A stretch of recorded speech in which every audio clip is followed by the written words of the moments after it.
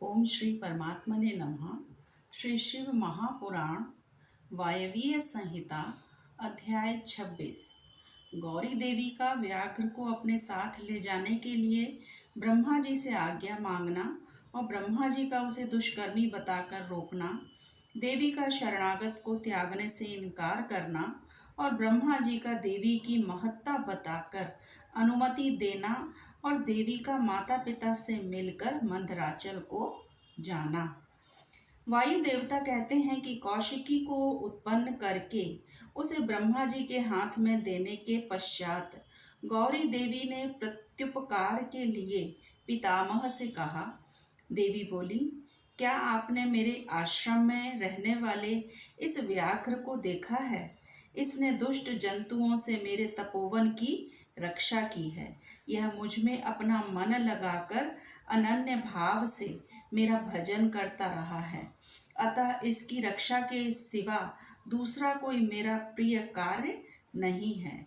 यह मेरे अंतःपुर में विचरने वाला होगा। भगवान शंकर इसे प्रसन्नता पूर्वक गणेश्वर का पद प्रदान करेंगे। मैं इसे आगे करके सखियों के साथ यहाँ से जाना चाहती हूँ। इसके लिए आप मुझे आज्ञा दें, क्योंकि आप प्रजापति हैं। देवी के ऐसा कहने पर उन्हें भोली भाली जान हंसते और मुस्कुराते हुए ब्रह्मा जी उस व्याघ्र की पुरानी क्रूरतापूर्ण करतूतें बताते हुए उसकी दुष्टता का वर्णन करने लगे। ब्रह्मा जी ने कहा कि देवी, कहाँ तो पशुओं में क्रूर व्याघ्र और कहाँ यह आपकी मंगलमयी कृपा। आप विषधर सर्प के मुख में साक्षात अमृत क्यों सींच रही हैं? यह केवल व्याघ्र के रूप में रहने वाला कोई दुष्ट निशाचर है। इसने बहुत सी गौओं और तपस्वियों ब्राह्मणों को खा डाला है। यह उन सबको इच्छानुसार ताप देता हुआ मनमाना रूप धारण करके विचरता है, अतः इसे अपने पाप कर्म का फल अवश्य भोगना ही चाहिए। ऐसे दुष्टों पर आपको कृपा करने की आवश्यकता क्या है?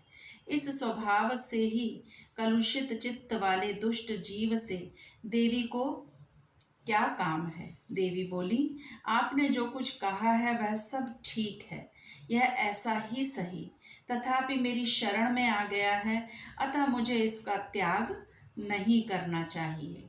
ब्रह्मा जी ने कहा कि देवी, इसकी आपके प्रति भक्ति है, इस बात को जाने बिना ही मैंने आपके समक्ष इसके पूर्व चरित्र का वर्णन किया है।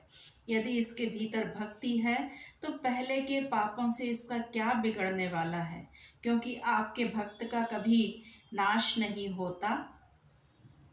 जो आपकी आज्ञा का पालन नहीं करता वह पुण्य कर्मा होकर भी क्या करेगा? देवी, आप ही अजन्मा बुद्धिमती पुरातन शक्ति और परमेश्वरी हैं। सबके बंधन और मोक्ष की व्यवस्था आपके ही अधीन है। आपके सिवा पराशक्ति कौन है? आपके बिना किसको कर्म जनित सिद्धि प्राप्त हो सकती है? आप ही असंख्य रुद्रों की विविध शक्ति हैं।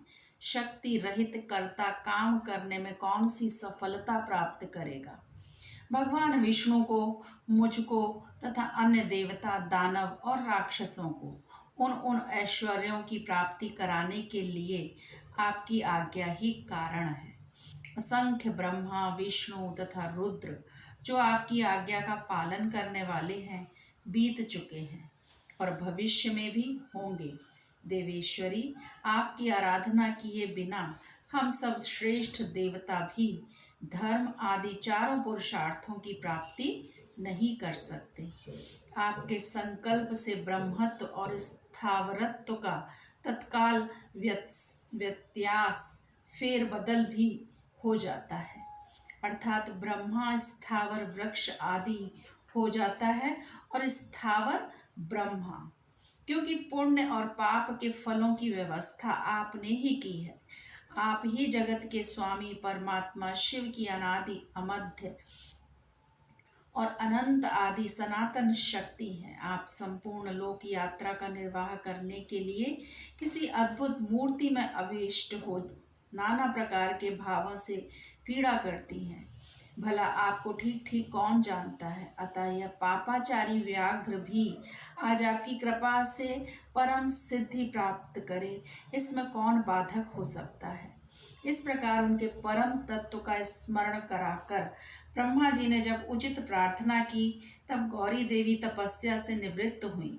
तदंतर देवी की आज्ञा लेकर ब्रह्मा जी अंतर ध्यान हो गए। फिर देवी ने अपने वियोग को न सह सकने वाले माता पिता मैना और हिमवान का दर्शन करके उन्हें प्रणाम किया तथा उन्हें नाना प्रकार से आश्वासन दिया। इसके बाद देवी ने तपस्या के प्रेमी तपोवन के वृक्षों को देखा। वे उनके सामने फूलों की वर्षा कर रहे थे। ऐसा जान पड़ता था मानो उनसे होने वाले वियोग के शोक से पीड़ित हो वे आंसू बरसा रहे हों। अपनी शाखाओं पर बैठे हुए विहंगमों के कलरवों के व्याज से मानो वे व्याकुलता पूर्वक नाना प्रकार से दीनतापूर्ण विलाप कर रहे थे। तदंतर पति के दर्शन के लिए उतावली हो उस व्याघ्र को औरस पुत्र की भांति स्नेह से आगे करके सखियों से बातचीत करती और देह की दिव्य प्रभा से दसों दिशाओं को उद्दीप्त करती हुई गौरी देवी मंदराचल को चली गईं, जहाँ संपूर्ण जगत के आधार, सृष्टा, पालक और संहारक पतिदेव महेश्वर विराजमान थे। ओम नमः शिवाय। शिव जी सदा सहाय, गुरु जी सदा सहाय।